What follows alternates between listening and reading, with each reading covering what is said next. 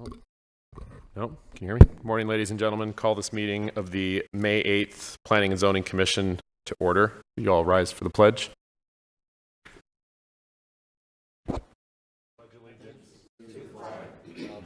States of America, and to the republic for which it stands, one nation, under God, indivisible, with liberty and justice for all. Roll call, please. Commissioner Hubbard. Here. Commissioner Bradshaw. Present. Commissioner Helms. Here. Commissioner Barlow. Here. Commissioner Morse. Chairperson Hassett. Present. Vice Chair Gillette. Here. Commissioner Patillo. Present. Commissioner Martin. Here. Commissioner Ruge. Here. We have a quorum. Automated announcements. Anyone who has not signed in, please do so at the table located in the lobby. Should anyone wish to speak, please complete a request to speak form, which is also located on the lobby table next to the sign-in sheet. A request to speak form must be completed for each item you would like to speak on. Please note, there are stairs on the right, left, and center aisles, and we ask that you use caution when using the stairs. There is also a ramp located to the audience's left. If anyone has written comments, exhibits, petitions, photos, or letters they intend to present at today's meeting, have 17 copies and give them to a staff member at the back of the auditorium. Staff member, please hold up your hand for the audience. If you do not have 17 copies, you may use the overhead camera to present your documents. Please place your documents on the podium and line it up with the arrows indicated. If you want your documentation to go on record, you must hand them to the clerk after your presentation with the agenda item number clearly marked on the documentation. Members of the public cannot speak to staff members that are seated at the tables with microphones during the meeting. If you have questions, please see the staff member located in the back of the auditorium. All speakers will be limited to 2 minutes to make their presentation statements. Everyone, please turn off all cell phones or place them on vibrate during the meeting. If you must take a call, please leave the meeting area and go outside to have your conversation. We also ask the audience to refrain from talking with one another during the presentations and discussions. Today, the Planning and Zoning Commission will hear public testimony and then forward a recommendation to the Board of Supervisors. Everyone attending the meeting is asked to remember that the administrative building and campus are tobacco-free areas, which means no smoking is allowed from curb to curb. No food or drinks are allowed in the auditorium except for bottled water. If there are any items remaining on the agenda, the Commission will break for lunch for 1 hour per the Chairman's discretion. Okay. Today, the Planning and Zoning Commission will hear public testimony and then forward a recommendation to the Board of Supervisors. The items with the recommendation made by the Commission will be heard by the Board of Supervisors on Monday, June 3rd, 2024 at 9:30 a.m. in this same location with the exception of any continued items.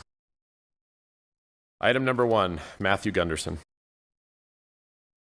Item number 1 is an evaluation of a request for a rezone of assessor's parcel number 405-49075 from an RE7A residential recreation 7-acre minimum lot size zone to an RE5A residential recreation 5-acre minimum lot size zone and an RE1A residential recreation 1-acre minimum lot size zone to allow for a minor land division in the Moccasin vicinity. Staff recommends approval with standard conditions.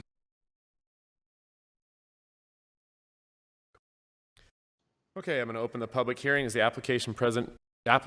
Do you wish to speak at this time? Nope. Any others wishing to speak at this time? Nope. Okay, close the public hearing. Commissioners, Nobody to ask any questions to, so do you have anything for staff? Okay, entertain a motion. I make a motion to approve item number 1 as read. I will second that motion. Helms and Bradshaw. All in favor, say aye. Aye. Aye. Any opposed? None. So moved.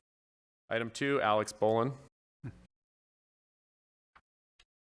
Item 2 is an evaluation of a request for a rezone of assessor's parcel number 402-43049 from an RE10A residential recreation 10-acre minimum lot size zone to an AR agricultural residential zone to allow for a minor land division in the scenic vicinity.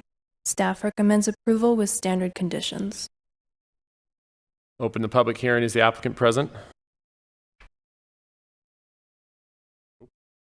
Any others wishing to speak? Okay, close the public hearing.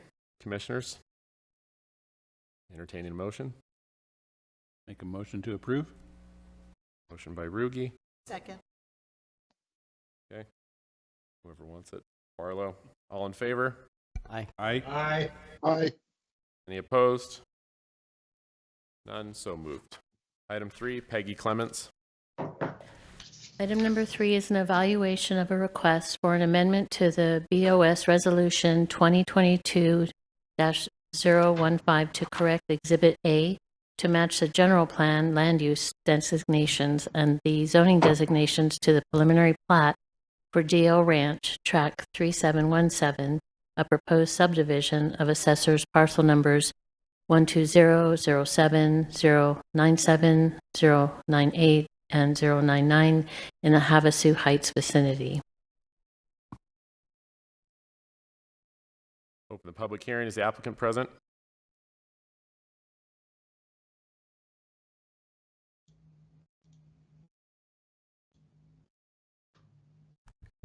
Good morning, staff. Good morning, Planning and Zoning. My name is Dustin Running. I'm here on behalf of Apex West and DL Ranch.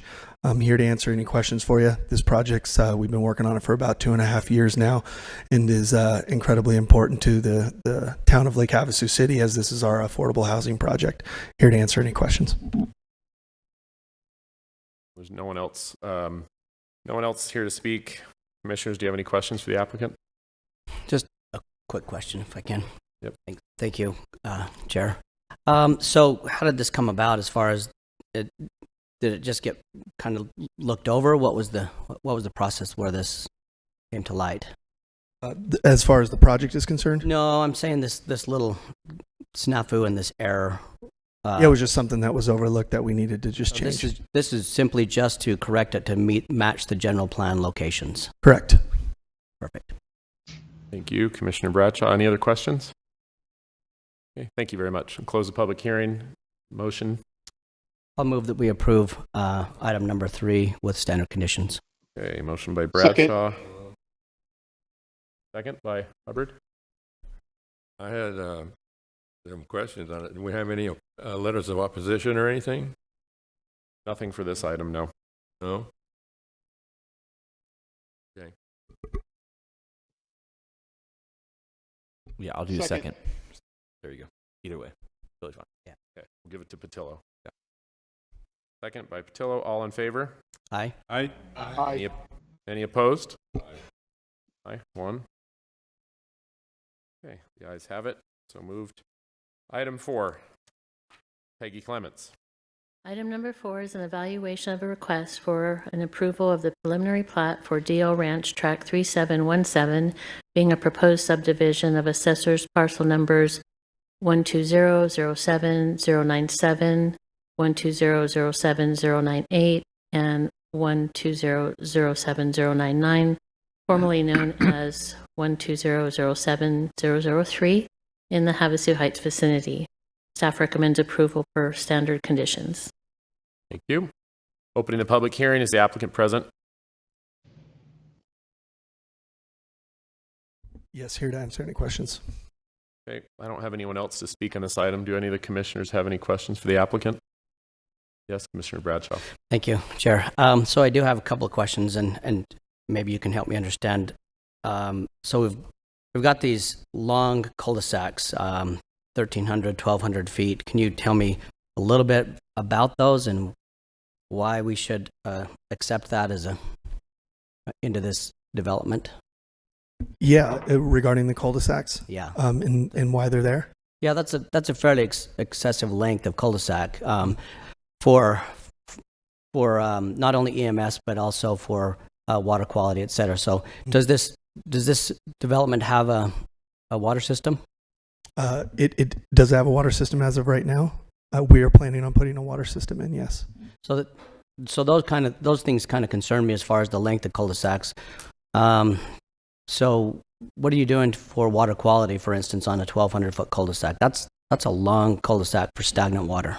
I'd love to bring my other business partner and engineer down, Britt Wolf.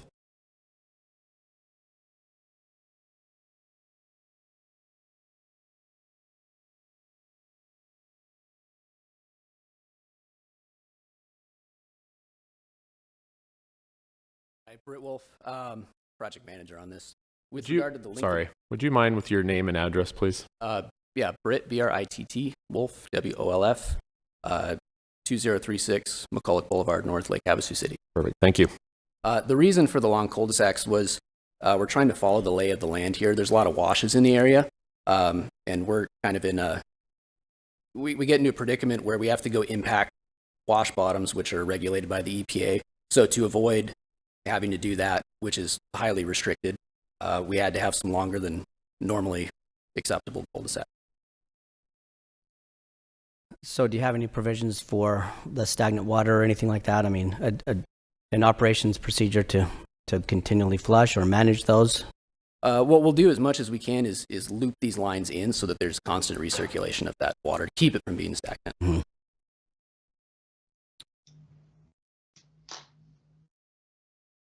Thank you. That's everything. How many lots total, and what's the average size?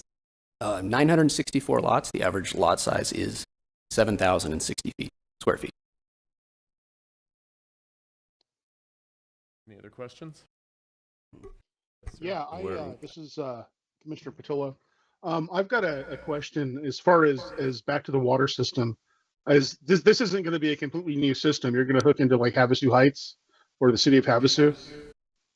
No, so we've actually Is that correct? established our own improvement district for this property, and we will be building new facilities for this.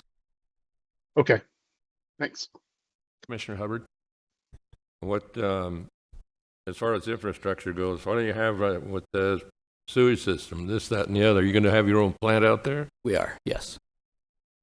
How many houses are we talking about? 964. It's a big system.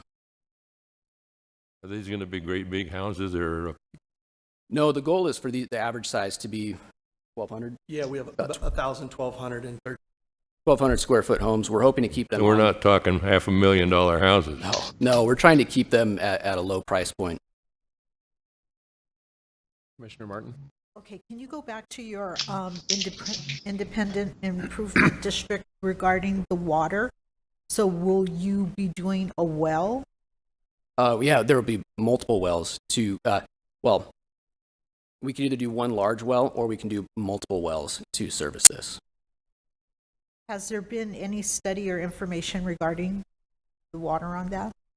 Yeah, as far as water quality, Just the availability of water and how it may affect Havasu Heights well or other yeah. wells in the area?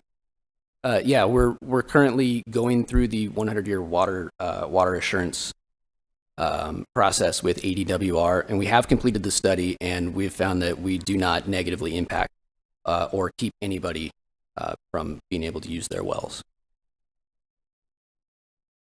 Okay, that would be helpful if you could provide us information on that.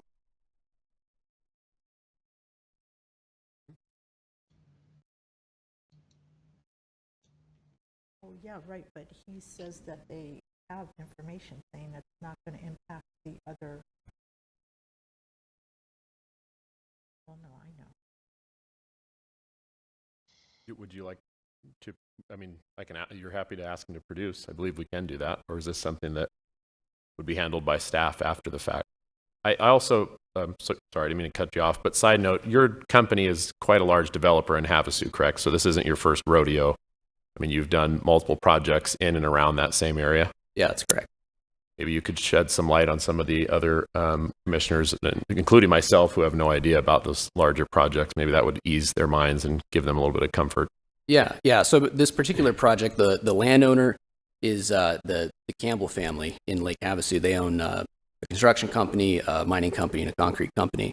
They've had this land for a little while, and it was their goal of this was to create an affordable community. And I know that's kind of the buzzword, but that's what it is. The average home price in Lake Havasu City Is right at $500,000 as of right now. It was like $5. and anything that's relatively affordable under that price point, anything below $400,000 is typically a dilapidated home. So the goal with this was to be able to provide a new product, a new home in a nice master planned community that would, is a place people would want to raise a family and, not be worried about their kids, getting hurt or anything. And so it's just, it's a housing product that really doesn't exist in Lake Havasu right now. A lot of the land that's available does go to more luxury uses, and it's just out of reach of what the average homeowner in Havasu can afford. No, I agree. We need that in Lake Havasu. It's just 964 properties to be accessed off the highway into that area. I've heard many complaints from Havasu Heights residents in regards to that traffic. Mm-hmm. And there will likely be an expansion of that intersection at the highway there to be able to accommodate that. Again, we're going through these studies with ADOT and working with staff on that, and there will definitely be some kind of an expansion there to accommodate that. If Commissioner Martin requests it, is the water availability research and study something you could provide in 30 days or so? Yeah, I could send you the report as we have it now. It's fairly large, but I'd be happy to send that to you. Okay. Good. I have a question. Commissioner Patillo? Morse. Oh, sorry. Yeah, is this intended to be like a community facilities district for the improvements, or is it just a new form water and sewer company? I guess, could you elaborate on the difference between the two? Well, community facilities district incorporates basically all the facilities, roads, water, sewer, trash collection, everything else can be incorporated into a community facilities district. Whereas if you're just going to form a separate company for the water and sewer service, it all has to do with what the burden on the property is. Because facility districts tax the property for those facilities that you're putting in. Companies charge a fee for service. That's the difference. Understood. With the improvement district, the way it was approved for this property, we would have the ability to expand it for roads and curb and sidewalk, and to be able to include all infrastructure on that. Our objective was just to use it for water and sewer, and essentially the reason for the improvement district was to be eligible for grants to help subsidize the costs of that, so that we don't have to pass those on to the end users in the form of a tax assessment, or to minimize it. It'll be a community facility district then? Yes. Okay. So I do have a couple more. Commissioner Bradshaw? Thank you, Chair. So is the community infrastructure district already in place? It is. So you do have that approved? Yes, sir. Okay. Next question is, so what other facilities do you have? 900 homes. Again, that is quite a few homes. Obviously, I think that's a reasonable amount of homes because I develop. But on the same hand, what are you putting there for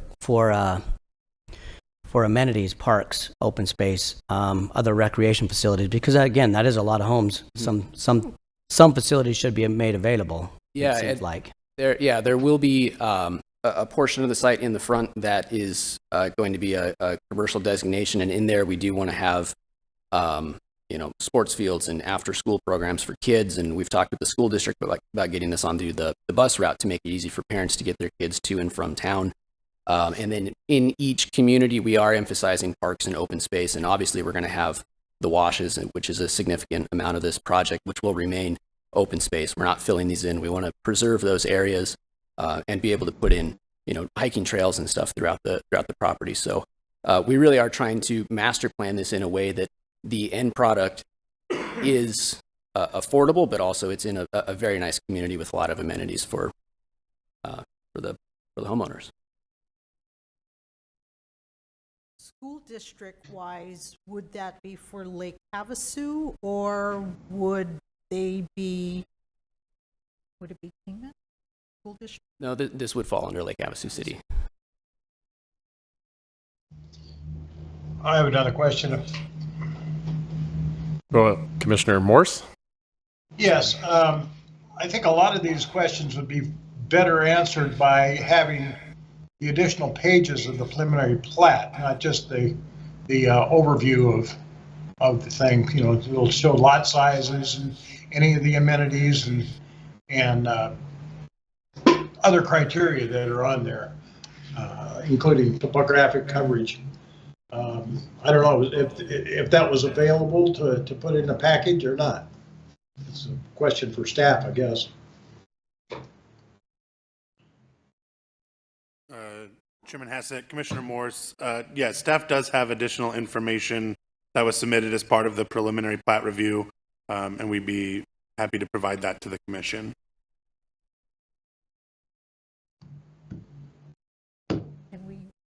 Thank you. I understand that a lot of this will be taken care of under the subdivision portion of this, right? Chairman Hassett, Commissioner Gillette. So the preliminary plat is part of that subdivision process. So this is the first step of that approval is getting this preliminary plat, which is the general layout of the subdivision. And then for each phase of the subdivision moving forward, they will have to do a final plat, which goes under additional review, and that's where all of the actual improvement plans are reviewed, the water lines, the sewer lines, the road, all of those, how those are being constructed are reviewed through that final plat process. This will be the last time that it comes to the commission. Final plats will go straight to the Board of Supervisors for their approval. Thank you. Commissioner Hubbard? Do we have any letters of opposition or anything? Have these people been notified out there? No letters, no other individuals wanting to speak on this item.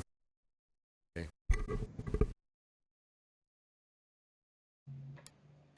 We give them time to 30 days to provide more infrastructure information and more of what the intentions overall is? That would be, I'm assuming, a question for staff, but however, they would need to, this is just granting them the ability to continue down the path. So that's really your job to make sure that the infrastructure, the water, the utilities, et cetera, are up to par, correct? Chairman Hassett, that is correct. So the Mojave County Land Division regulations have requirements for utilities that are needed to be provided, which include centralized water, centralized sewer, electricity, phone service, trash service throughout the subdivision. Those are all requirements, and so we would need letters from all of those utility providers for approval, final approval of the final plat. I would like to see the water study. That was started, that Mr. Wolf said that they have, correct? Mr. Chair, members of the commission.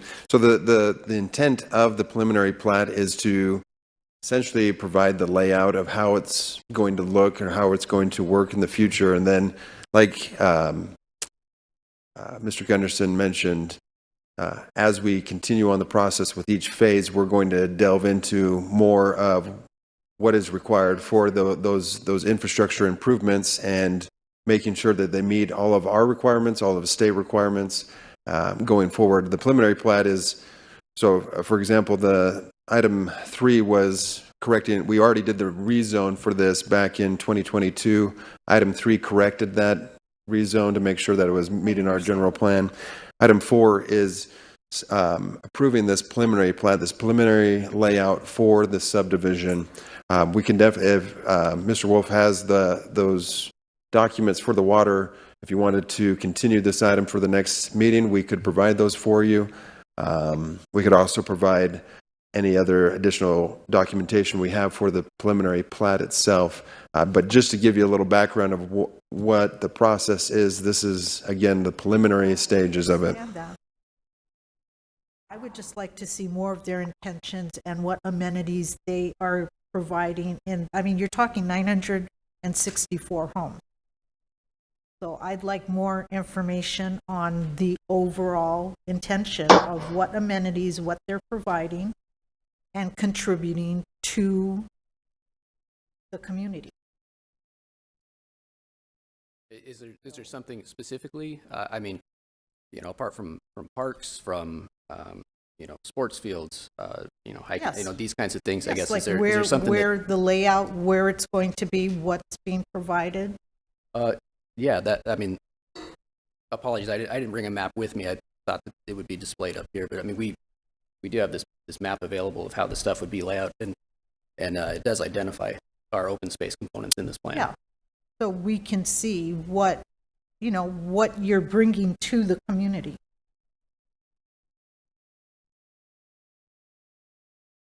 Well, there's a small layout, yeah, right there, but it's not very deep. With that being said, is there any other questions for the applicant? There's no other individuals willing to or wanting to speak from the public. If there are no other questions, I'd like to close the public hearing and entertain a motion. It sounds like you'd like to. No other questions? Okay. Thank you very much. We'll close the public hearing. Motion? I'd like to make a motion to approve number 4 with the staff recommendations. Second. Okay. Motion by Gillette, second by Hubbard. All in favor? Aye. Aye. Aye. Any opposed? Nope. Item 4 passes. Item 5, Matthew Gunderson. Item number 5 is an evaluation of a request for a rezone of a portion of Assessor's Parcel number 306-38011 from an AR-10A Agricultural Residential 10-acre minimum lot size zone to an AR-5A Agricultural Residential 5-acre minimum lot size zone to allow for a minor land division in the Golden Valley vicinity. Staff recommends approval with standard conditions. Opening the public hearing, is the applicant present? Thank you. There's one person who would like to speak, Ricky Sedona.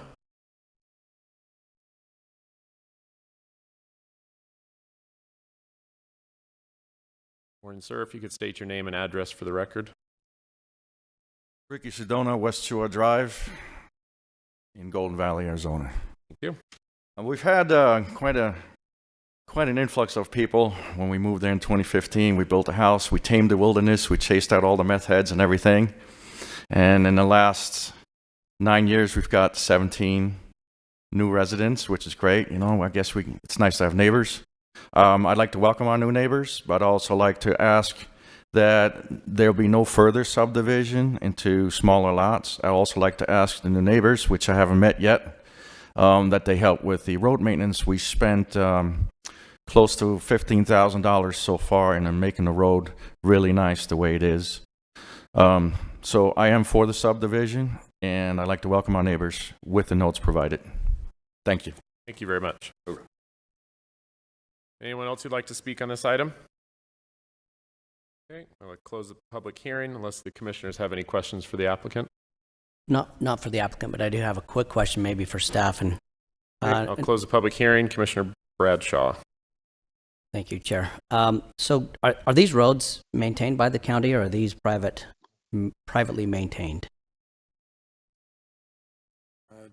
Chairman has to, Commissioner Bradshaw, I'm pulling it up right now.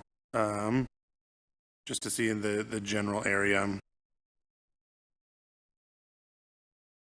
So Bacobi Road is a county-maintained road, and Aztec Road is a paved county-maintained road. Both of those run north-south, so those would be the main points of access off of the highway.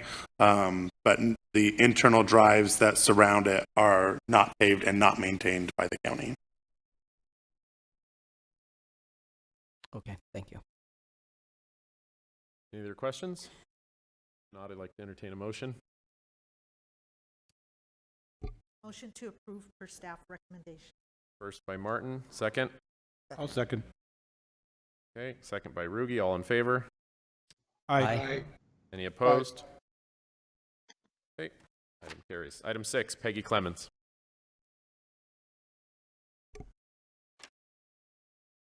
Item number 6 is an evaluation of a request for a rezone of assessor's parcel number 306-33-010E from an AR-10A agriculture residential 10-acre minimum lot size zone to an AR-3A agriculture residential 3-acre minimum lot size zone and an AR agriculture residential zone to allow for a minor land division in the Golden Valley vicinity.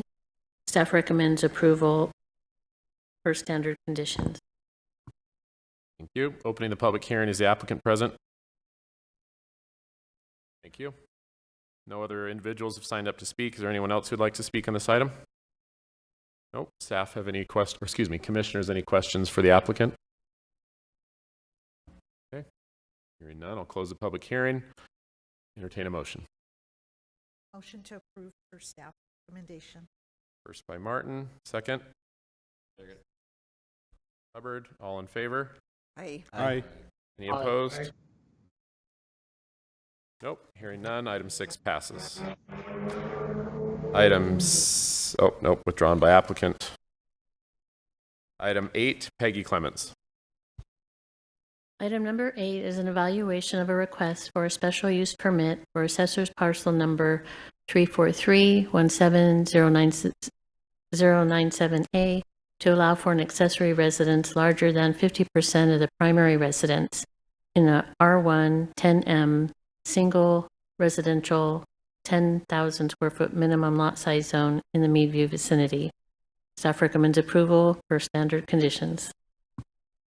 Thank you. Opening the public hearing. Is the applicant present? Thank you very much. No one else has signed up to speak on this item. Is there anyone else who'd like to speak? Okay. Staff, or excuse me, I did it again. Commissioners, questions for the applicant? Yes. Yeah. Name and address for the record, please. My name is Leslie Bell, and the address is 85 West Dunn, Meadview. What's the purpose for this request? We're trying to, we've rented for 5 years and we bought the property and we need more living space. And it's just, we're in a 3-bedroom, 1-bath house, and there's 3 adults living on the property, sometimes 4, and a family. And so we're trying to expand, put a manufactured home on the property next to the house. You're adding to the property. Yes. And we bought the lower lot, so it would be big enough to do it and also put the larger septic that we need down below. Okay, thank you. Any other questions? Just a quick question. So these will not, thank you. These will not be on the same septic system? They'll be on a larger septic system down below. Oh, so you'll connect the 2 houses together on a single larger system? Yes, yes. Okay, perfect. No other questions? Okay, closing public hearing. Entertain a motion. I move that we approve number 8 with staff recommendations. First by Commissioner Bradshaw. Second. Second by Commissioner Martin. All in favor? Aye. Aye. Any opposed? Item 8 passes. Thank you very much. Thank you. Thank you. Item 9, Matthew Gunderson. Item number 9 is an evaluation of a request for a rescission of BOS Resolution 2013-115 to revert the property back to an AR 36A agricultural residential 36-acre minimum lot size zone for assessor's parcel number 33341 004 for not meeting the conditions of approval in the Valley Vista vicinity. This property was originally zoned to CRE, commercial recreation, back in 2013 to allow for a bed and breakfast establishment. The conditions were never met as the site is currently vacant. Staff recommends approval of the rescission. Thank you very much. Opening the public hearing. Is there anyone who'd like to speak on this item? Closing the public hearing. Staff or Commissioner questions for staff? Make a motion to approve. Okay, motion first by Hubbard, second by Gillette. All in favor? Aye. Any opposed? Nope. Item 9 carried. Passes. Item 10, Matthew Gunderson. Item number 10 is an evaluation of a request for a rezone of assessor's parcel number 333-29075F from an AR5A, agricultural residential, 5-acre minimum lot size zone, to a CRE, commercial recreation zone, for a small hotel with restaurant and tea room in the Valley Vista vicinity. You may remember this property came before the commission for a rezone to a C2 general commercial zone for a restaurant and tea room, and staff was not able to recommend approval of that request at the time, as it would require an amendment to the Mojave County General Plan. The CRE zone is a commercial recreation zone, is more suited for rural areas like the Valley Vista area. And the rescission that we just did was actually the same applicant and property owner. And so this is kind of merging these two different development ideas that they had together in one. And with the bed and breakfast hotel type of use, the use of a restaurant becomes an accessory use to that. And so we have also received, as of yesterday afternoon, we've received 13 letters of opposition and 23 letters of support, with 1 petition of opposition as well. Staff recommends approval of the rezone with standard conditions. Thank you very much. Opening the public hearing. Is the applicant present? Do you wish to speak?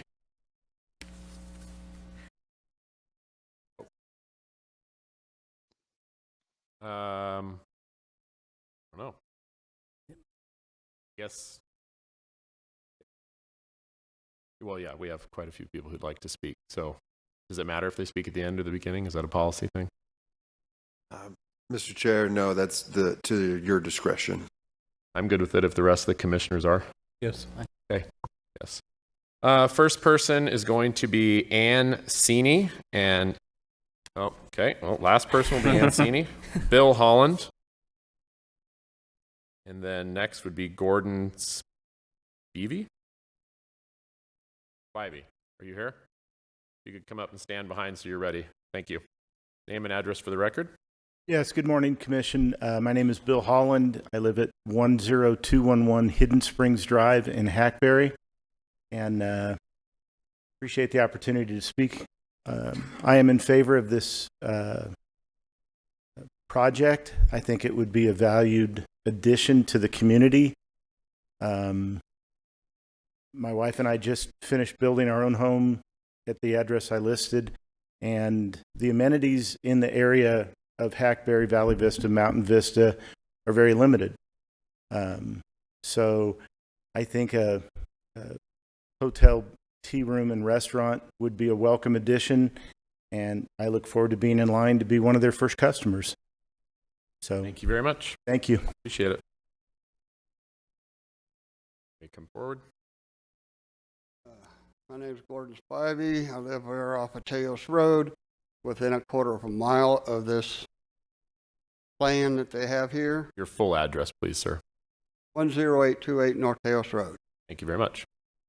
I'm opposing this for the simple fact that as it is at this time, is even when they had put this in before, the traffic on my road has quadrupled. People are coming down the dirt road, excessive speeds, even up to 80 miles an hour to get to this winery thing that they want to try to do here. Okay, myself, I moved in here in 2016. I was told this was going to be left as ag property only. That's why I bought here. Now, in 2022, I had a massive heart problem, and now I have respiratory problems. Now, with them running up and down Tails Road, which I'm not that far off of the road, I'm getting dusted out. And nobody has even considered what happens to anybody else in this area. And this is why we've been up with this problem that we don't need this excess of stuff in our area. This is the reason why we bought to not have this, not to have this happen, because we are out there where most of the people out there are elderly, they are retired, they want the peace and quiet. A lot of people have medical problems, such as myself. I got some bad respiratory problems and heart problems. My neighbor, she's got stage 4 cancer. They don't need all this excess dust and stuff. And what I'm saying is this is going to create more problems than anything, because even on Brooks, Thank you, the sir. traffic has got over 60 miles an hour. I appreciate it. Thank you very much for the information. Renee Jaramillo.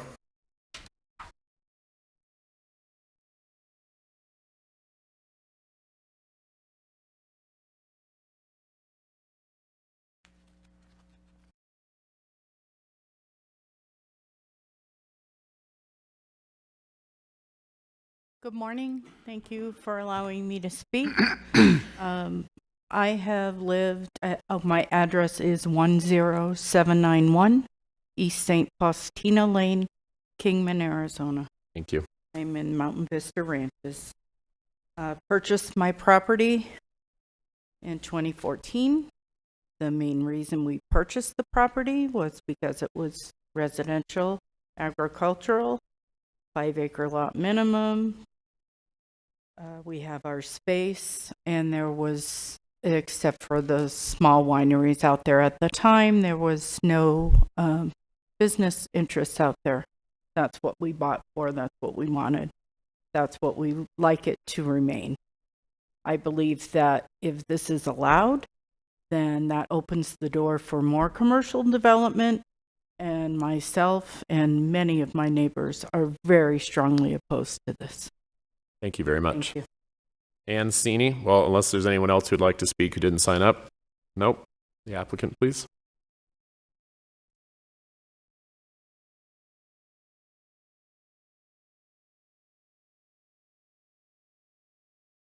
Ancini, 4395 North Skylark Road, Kingman, Arizona. Thank you, Chairman Hassett and Commissioners, for the opportunity to speak this morning. You've heard from those in support of our, the one person in support of our project, and those opposed to it. Those who are opposed and have communicated their opposition have invoked the 3 C's, cows, concho, and country living. These are the arguments that are presented every time something in this area they don't want is attempted. Embedded in those arguments are half-truths, personal agendas, and inaccurate assumptions. What they truly don't want is a 4th C, and that's change. But as we've all seen everywhere, nothing stays the same forever, despite what realtors promise us. It's how that change happens and how that change happens, and that makes the difference. The people in support of our proposal recognize that a place with the few rooms for lodging, with an upscale dining room, tea room, will enhance the area with Mojave County's wineries for residents and visitors alike. They can envision how a positive change will improve the desirability of our area. And at this point, I'm going to share with you this document here. Some of our proposed menu items, some people have made fun of it, but these are the items that you're not necessarily going to find at other restaurants in this area. So the people who are who support this, they know that they appreciate that we're willing to provide another dining option, offering menu items that are not otherwise available locally. In addition, they like that we intend to support other local small businesses as much as we can, because a rising tide floats all boats. There are 2 wineries that are open and fully functioning, making products Wow, that 2 minutes went fast. Thank you very much. Unless, could you remain up there in case the commissioners have any questions? Absolutely. Thank you. If there's no one else like to speak, I'll close the public hearing and ask if the commissioners have any questions for the applicant. Commissioner Bradshaw. Thank you.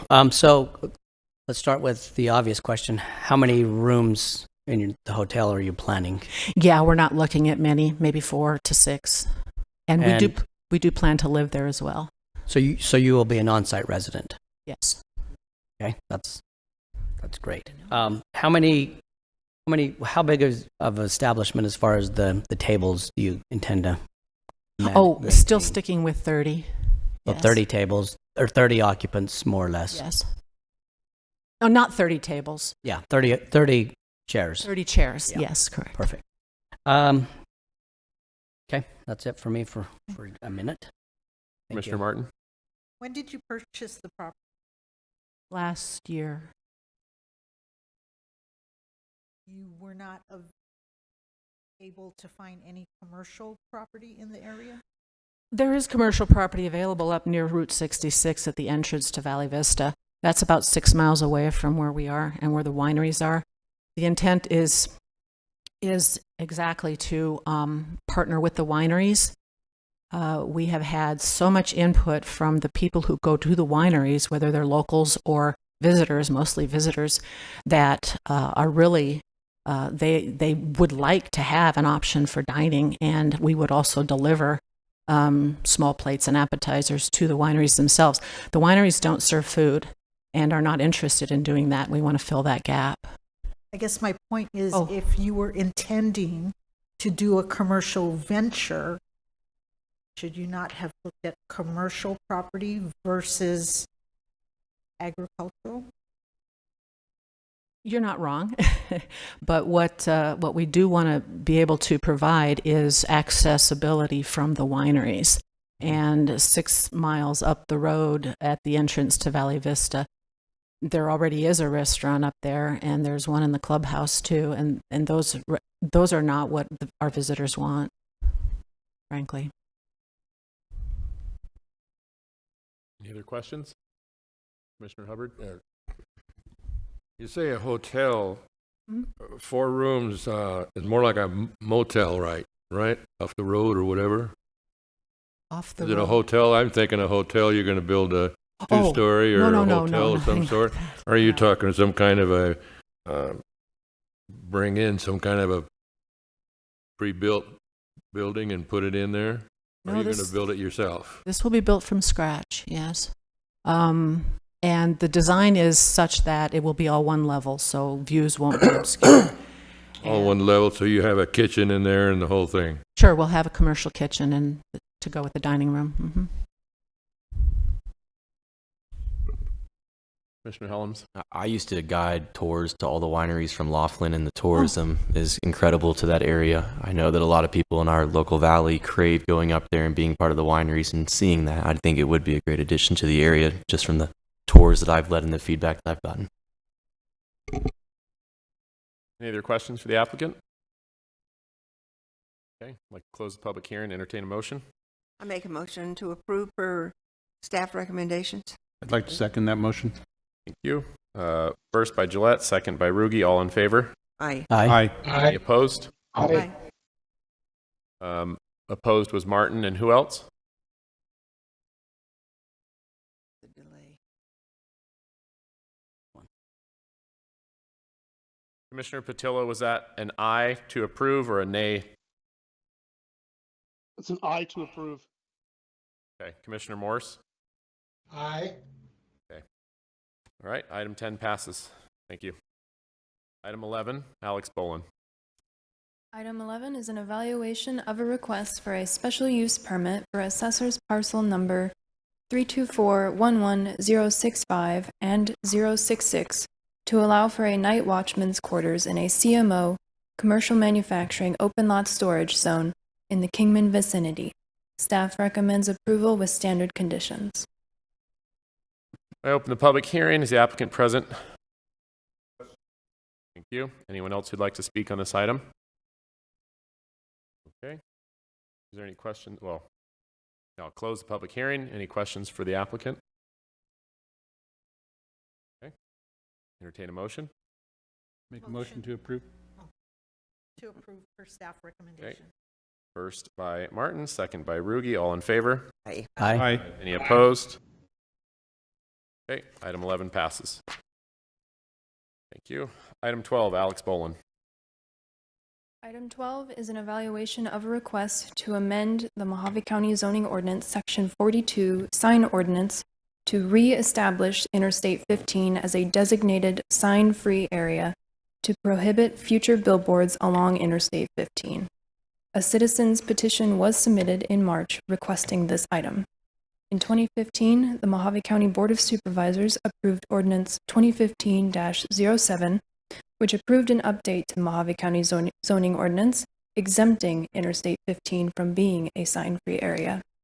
Previous approvals for billboards will not be revoked as a result of this amendment. This amendment does not affect freestanding signs allowed for commercial uses. Staff received one letter of opposition. Staff recommends approval. Thank you. Open the public hearing. Anyone who wishes to speak on this item?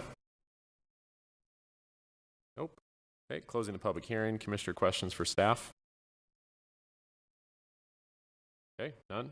I'm sorry, I just, Interstate 15, is there like a map of where along Interstate 15 or where this is exactly? Chairman Hassett, Commissioner Rugi. So this would be the entire stretch of Interstate 15 in Arizona. So All right. after you go through Mesquite all the way to St. George. All right, thank you. Any other questions?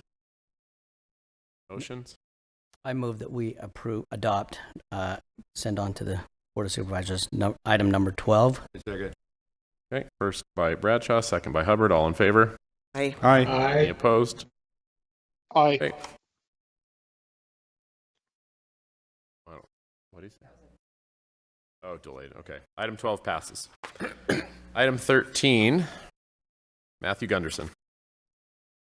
Item number 13 is an evaluation of a request to amend the Mojave County Zoning Ordinance, Section 12.2, Energy Overlay Zone, Section 37A, Special Uses, and Section 37U, Energy Projects, to amend the allowed location and requirements for renewable energy projects in Mojave County, Arizona.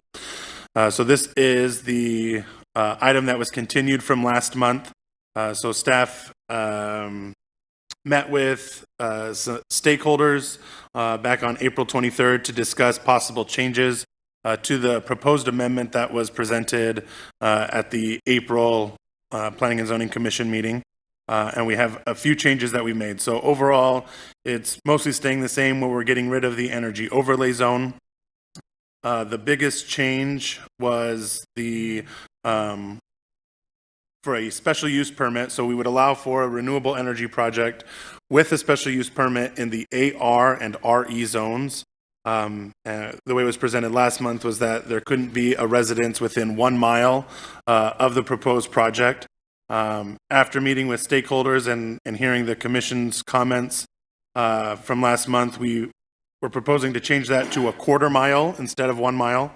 So now it would be provided that there are no existing residences within 1/4 mile of the boundaries of the proposed development. And then we also added the ability for any property or any existing residences within that 1/4 mile buffer to be able to sign a statement of no objection and allow that process to still move forward. So or that the property owners of any existing residences within 1/4 mile sign a statement of no objection for the proposed renewable energy project. So that would allow them to move forward with that special use permit. And then the other big or the staff report that was originally sent out had a typo in it for item or section 37U, and then for section 3, section 2 and 3 are about on-site uses. Section 4 should say off-site use generation projects instead of on-site use. So we have made that change moving forward to clarify that those other zones are for off-site use projects. with the development happening off-site instead of on-site. Staff recommends approval of the proposed amendment. Thank you very much. Open the public hearing. May I have John Gall followed by John Martell, please? Name and address for the record. Good morning, Chairman Hassert and Planning and Zoning Commissioners. John Gall, Arizona Land and Water Resources, 2701 Andy Devine, Suite 300, Kingman, Arizona. I'd like to thank Mr. Holtree and Mr. Gunderson on the fine work they did in taking the comments from the last meeting and holding the shareholders' input and crafting something that I think is workable for everybody. And I'd just like to point out the special use permit requirements for the solar applications is much more rigorous and much more detailed and much more erroneous to the developer applying. And having said that, we're satisfied with everything that's incorporated. Thank you. Thank you.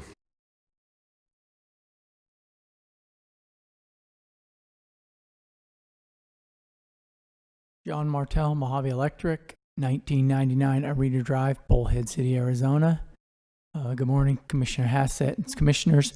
I also wanted to thank staff, Scott and Matt and his team, for working with the stakeholders to make some edits and clarifications to this document. You don't get a whole lot of praise for the staff in this chamber, so I wanted to give them some praise for that. They did work with us and really worked to get this thing done. So we definitely support it. The one thing, though, I believe is section 4 and 5, the language may need to be swapped. I think where it said on-site, it should be off-site if you read it. But other than that, with the edits that Matthew provided, I support it fully. Thank you. Thank you.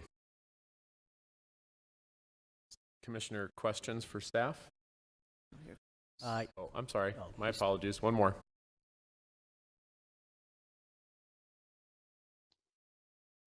Good morning, Honorable Chairman, Commissioners. My name is Kathy Tackett Hicks, and I was not involved in any of the discussions, but my only question right now pertains to the requirements for on-site use generation. And my question is, does that only apply if the on-site generation is going to be put into a utility company? We're going through all of these issues right now with the Entrada project. So we're talking about doing on-site generation that is specifically used by that facility on-site. And then we're talking about having on-site generation that will be put back into the grid and then served to the customers through the utility. So my question is, would both of those applications apply, or is it just for on-site use generation? Does it have to go through the public utility to apply or not? Excellent question for staff. Chairman Hassett, so to answer the question, so the way we've defined it is basically anytime the use of the electricity that's being produced is going to happen elsewhere, that is off-site generation and would have to follow the regulations for off-site use. If it's going to be used on-site, then it doesn't have to go through the same requirement. So on-site generation, so if you have any kind of commercial development and you put solar panels on that you're using on that property, you can do that in pretty much any zone. You can put that on your residence, you can put that on commercial property, and that is allowed. If we're using the electricity anywhere else off of that site, then it would have to meet the off-site use generation requirements and either have that special use permit or one of those manufacturing zones to allow for it. And then I also wanted to clarify what Mr. Martell said is correct, and we've made those changes in the staff report for Section 4 and Section 5 as mentioning off-site use. Thank you. Does that answer your question, Kathy?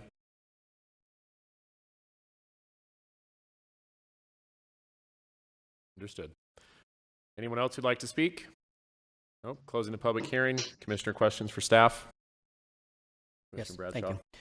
So I have a couple of questions. First of all, I too want to commend the staff. The fact that we have an empty room today, that's props. You did a great job. Apparently, all of the issues were vetted out. I do have a couple of questions, though. So 37U, I believe it was 5. Let me get there. Hold on a second. 37U 5C2. It says photographs and other geographic representations of the site as presently exists, and then stricken is, and with the project superimposed from at least 2 perspectives. Can you tell me why that was stricken? Chairman Hassett, Commissioner Bradshaw, in my time here, we have never received that documentation. And so since it's never been something that we've actually had provided, we figured it didn't need to be a requirement. Certainly if the commission would rather leave that in, you could make a motion with that language in it to keep it in if you desired. So, the industry today is that is becoming very, very easy to do. I mean, not very easy, but much easier to do with 3D models, site work. I think that it should be included. It is just not an over ask in today's culture and today's industry. So I would like to leave that in, but we can have that discussion. The other one, I mean, we do 3-dimensional models for in my company for our clients in roads and bridges. So it really is not an over ask.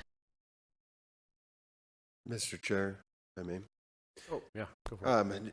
Mr. Chair, Commissioner Bradshaw, absolutely. I think with this process as well as we're going to be updating essentially the application process for these energy projects, making sure that each of these requirements are met when they do apply. So if that is something that the commission and the board would like to include in applications for energy projects, then we would definitely make sure that going forward that those models and the requirements that are in this zone are met for each project. Thank you. And I think that's based on the special use permit, not necessarily in the MX zone, but where there's a lot of interested people and varying ideas. I think a set of perspective information would help immensely. The other question that I had is just down on, I think it was 6B, number 1. And you can help, it says that no wind or solar turbines can be placed within 100 feet of a neighboring residential property. So is that what's been historically placed? Is that, or is this, I mean, 100 feet seems a little close for some of these operations. Chairman Hassett, Commissioner Bradshaw. So we didn't have a setback from neighboring residential zone property before, and that was a concern that came up at commission meetings and Board of Supervisors meetings. And so in response to some of those comments and questions that we got for previous projects, we have for the special use permit the setback from existing residences, but we wanted to be able to create some sort of buffer from even vacant residentially zoned properties, because those property owners have the right to develop in the future as well, and we wanted to protect that residential use from the commercial nature of these types of projects. Thank you, and I think I agree with that idea. So some of the concern that I have is 100 feet. As soon as you put in a roadway that's 50 feet wide, you're only 50 feet from the road or 75 feet from the road. Seems a little tight for like a solar field, and I acknowledge that the wind turbines can't be within the height of their structure. But just a consideration. I'm interested in conversation more than just carte blanche saying this is wrong. But thank you, Mr. Chair. Just to help clarify as well, with current projects in the MX zone or any industrial zone, their setbacks, I believe, are almost zero in some side yards. So you can have a refinery right on the property line. So we just wanted to create a little bit of a buffer in those zones. And then the other thing is when somebody does come in and apply for a special use permit, the good thing about a special use permit is the commission and the board can place essentially any condition that they would like on that. So if they don't feel the 100 feet is good enough for that special use, that specific energy project for that special use permit, then the commission and the board can say, I want to increase that to 200 feet or 150 feet or whatever the case-by-case project comes before the commission and the board. So just wanted to make you aware of that. Thank you. Thank you. Any other questions from commissioners? Yeah, I have. Yeah, I have one, if you don't mind, this Larry. Commissioner Morse. Yes, I got a little bit confused in trying to classify basically a residential or commercial structure with a grid-tied solar system, photovoltaic usually, in what constitutes off-site and on-site. Some of the commercial buildings that are going in, especially like storage areas and whatnot, have fairly large solar systems that are grid tied. They're selling electricity back to the grid. I couldn't find a breakdown of that. You know, is it 10 kW back or is it 500 kW back? You know. Chairman Hassett, Commissioner Morse, just to try to answer that question for you. We recognize, so the way the ordinance was written previously, they had language in there about like credits for the energy that's produced. And I think since that original language was put into place to where we are currently today, the process with utility companies has changed quite a bit as well. And so our ordinance didn't really match what was happening. We certainly recognize that, like, if you put solar on your house, basically what you're doing is you're providing that solar to the utility company, and then the utility company is just removing that portion that you're giving to them from your bill. And most of the time when we see these types of projects, it's the commercial use is ultimately using more energy than they're producing. And that's really what we're looking at. And certainly there may be instances where there's a little bit of excess energy, either, you know, during the day or overall, that can be sold back to the grid. And we don't want to try and over-regulate that. But I think what we're really looking at is it feasible? Is what they're doing is the solar project that they're doing and the amount of solar that they're putting on it makes sense for that development? And if the idea is that they're going to be using most or all of that energy on site, that in respect to the amount of energy that they're producing, then we're not going to have any issue with that. But we don't have any spelled out language for a certain threshold where if you're above that, it would necessarily trigger the offsite use.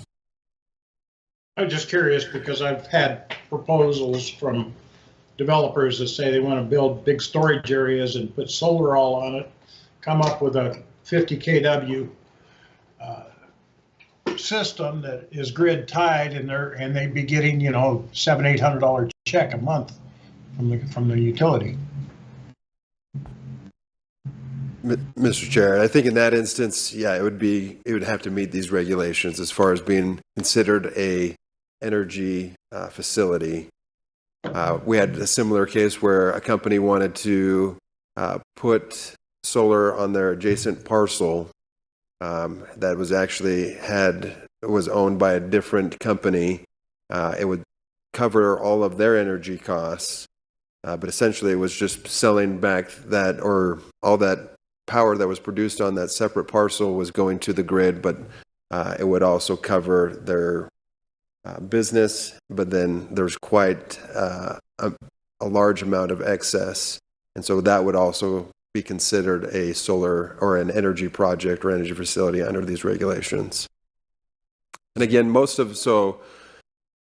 if it's happening on an industrial type zoned property, then we're not going to have many issues. They're not going to have to go through the special use permit process, because even if it is generating more power than what's being used by the facility, a solar facility is allowed in that zone anyways.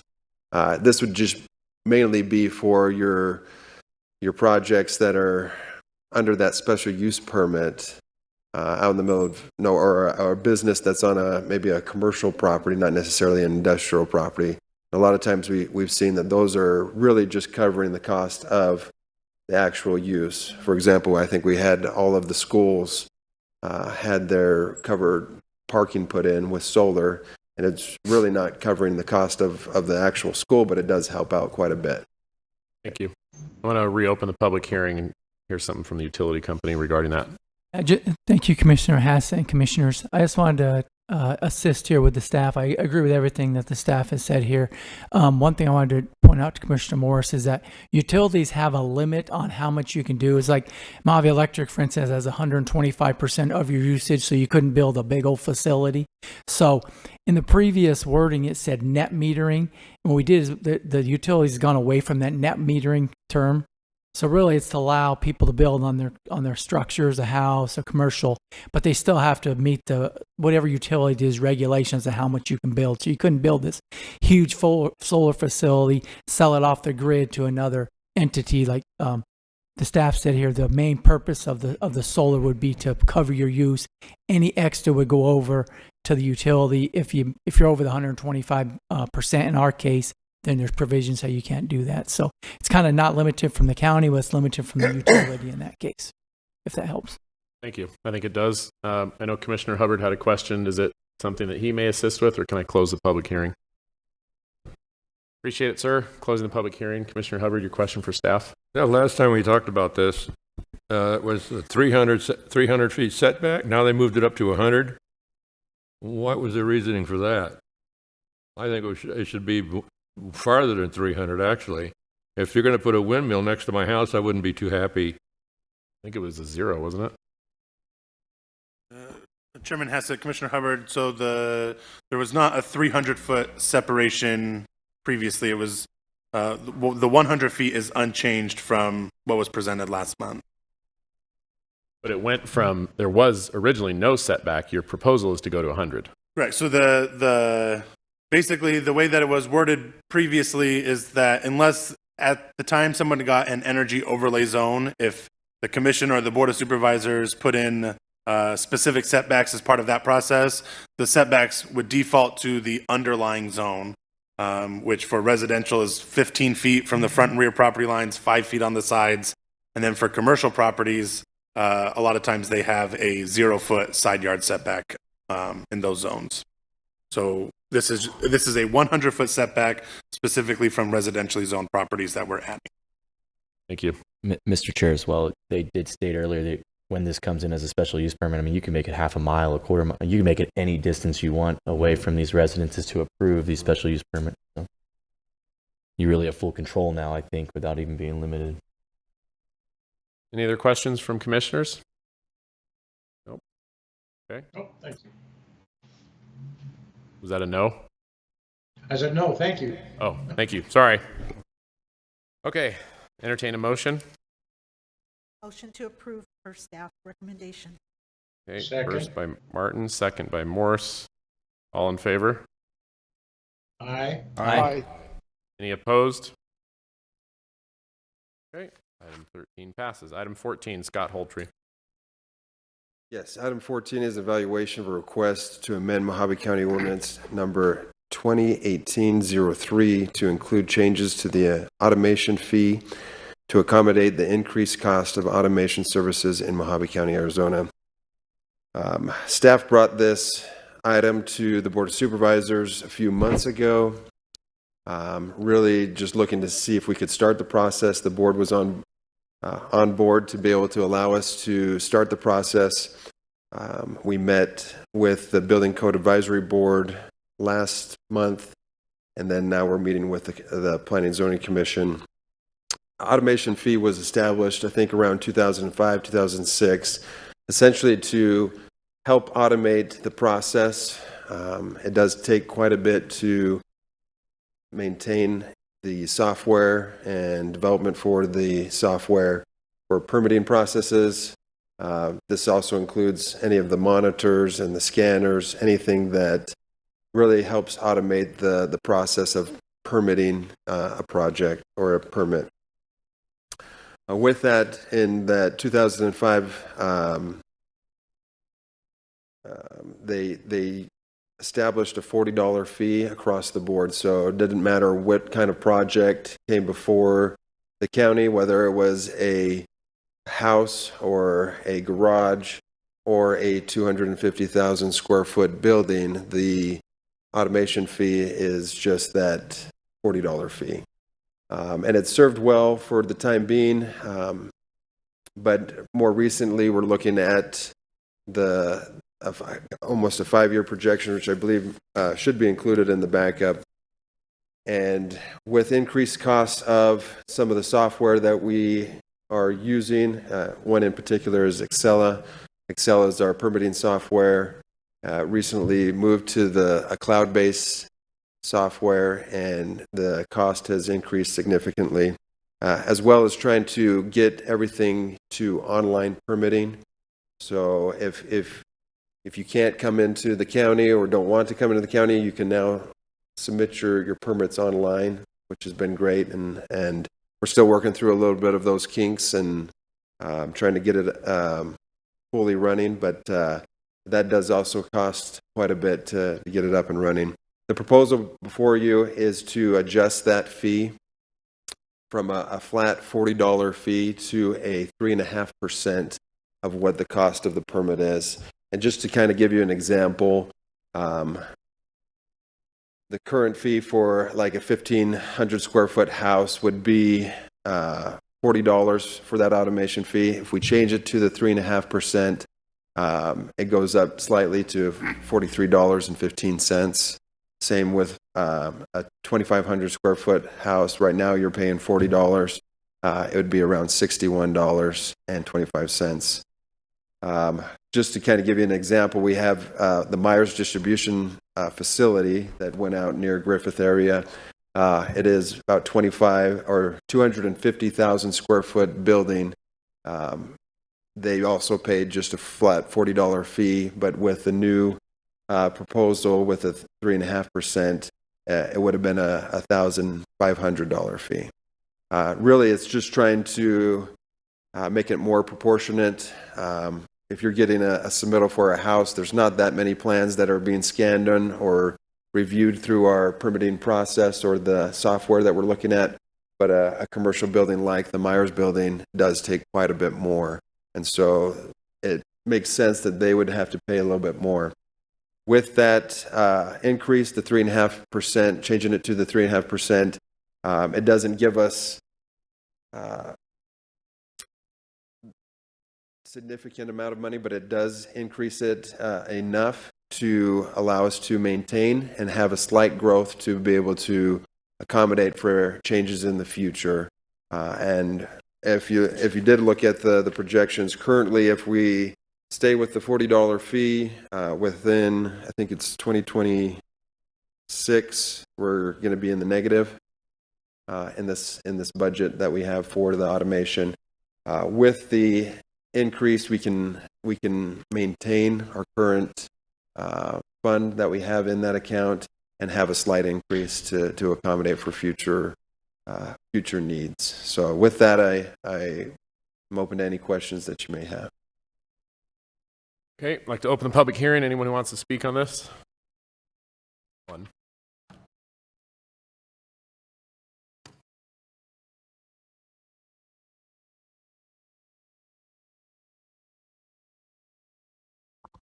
Good morning, Honorable Chairman, Commissioners. My name is Kathy Tackett Hicks, and I hadn't spoken with staff about it. I am aware that staff probably needs to raise costs, but when I think of an automation fee that is for computer stuff, and what I am not supportive of a 3.5% fee. I think that we should look at just a flat fee for projects if it's just for automation. When Scott indicated that there were more plans to be scanned in with a larger project, that's true. but that's really a cost of labor. That is not a cost of the computer system. So if we want to modify that fee based on the size of it, then it shouldn't, my personal opinion is it shouldn't be just an automation fee. It would be the cost of labor, the cost of review, and other things, other areas where that might be increased. So when I present something, I don't think an automation fee should be tied in with staff time. And he's talking about scanning and stuff. And he and I hadn't spoken about it at all, so maybe I've misinterpreted it. But I apply plans all the time. I file them with this county and other counties. A flat fee, I think, would be better. And maybe you can break off a flat fee for items, up to whatever, $250,000, get a $60 fee, and beyond that gets $150, or I don't know what it is, but automation fee to me is a computer system cost of software stuff, not a labor cost.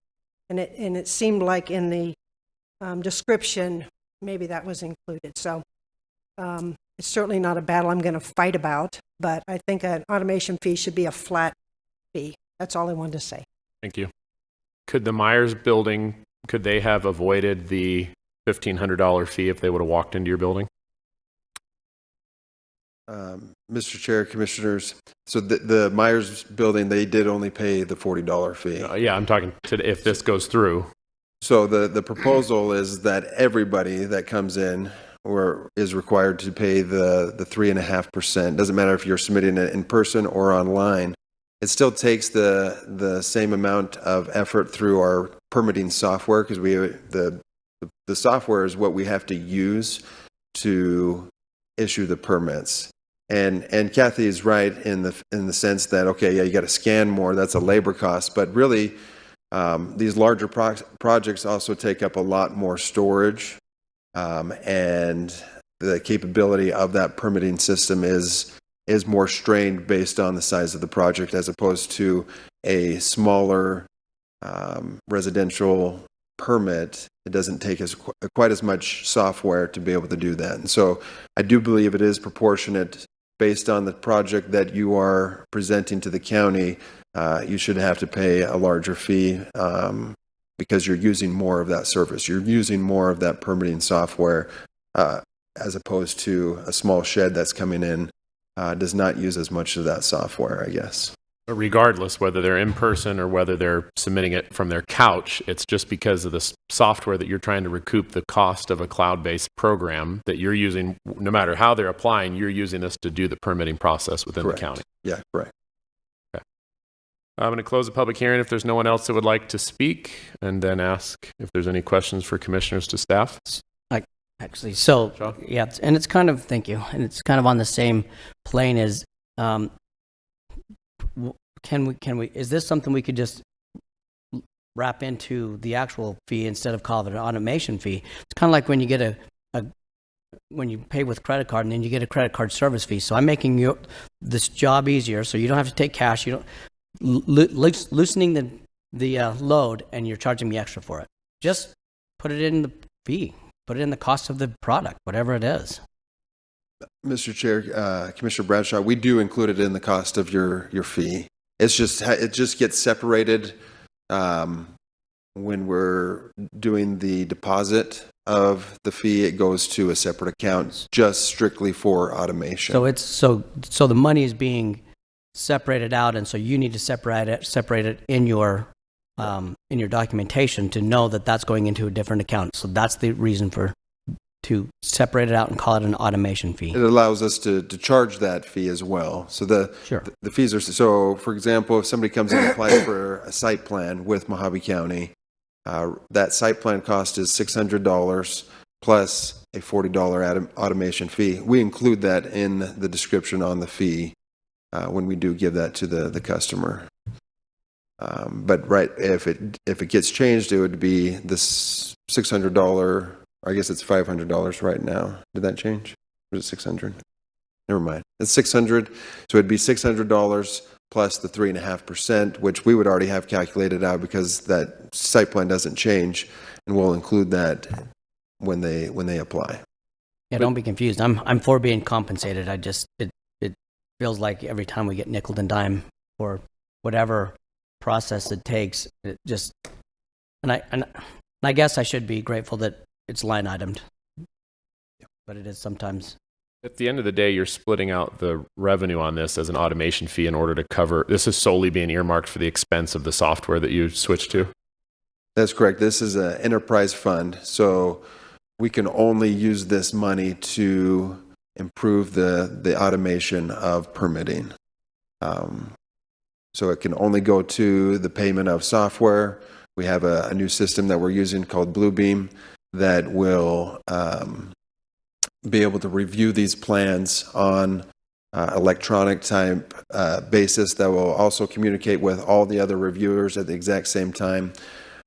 We're also adding an app that allows contractors to do video inspections. So, for example, if the Myers building wanted to not have an inspector go, or not have to have an inspector be there on site, the person at the Myers building could have a video conference with our inspector and be able to do the inspections right away. So those are the things that this fee pays for, and it's earmarked specifically for that. Just out of curiosity, if there was when there's another boom and a lot of people are building, and if this gets in place and you have a surplus of funds that exceed the cost of the software at that time, is the money just going to sit there? Can it be swept by the Board of Supervisors for other expenses, or is it specifically for your automation software? It's specifically for the automation. The board does have the discretion to sweep funds. We would like to keep it at the just enough amount to maintain the program or maintain our software and the progression of it. If it ever gets to an excess amount, then it would be that we would evaluate that fee and make sure that it's not potentially reduce it to the applicants. Absolutely. Gotcha. Any other questions? We reviewed this at Building Board of Appeals. We thought it made a lot of sense to do it the way that staff has recommended it. All right. Motion to approve. Make a motion to approve. Okay. Yep. First by Ruge, second by Gillette. All in favor? Aye. Aye. Any opposed? None. Okay. Item 14 passes. Missed a page. Commissioners' comments, item 15. I have a couple that I wanted to bring up. I Mr. guess, Bradshaw. thank you. And so as far as to staff, I really would like to see more information on preliminary plats, and I know that it fattens our packets up. There are already 300 plus pages, but just some more context about how these plats and some information, because that's a big ask to drop 900 homes without understanding why and what infrastructures and what's available. And I understand that it's a preliminary plat, which is why I'm happy to approve it as is, because I think you've done your job. I just like to have context for my personal use and understand. It gives me confidence about what we're approving. I agree. Mr. Chair, Commissioner Bradshaw and Martin, absolutely will. Any preliminary plats that come before the commission will make sure we include all of the backup that we have as well. I Thank think you. Kathy spoils us. Any other comments? Nope. Item 16, call the public. Okay, sounds good. I entertain a motion to adjourn. So moved. All right. First and second, motion passes. We're adjourned. Thank you. Thank you.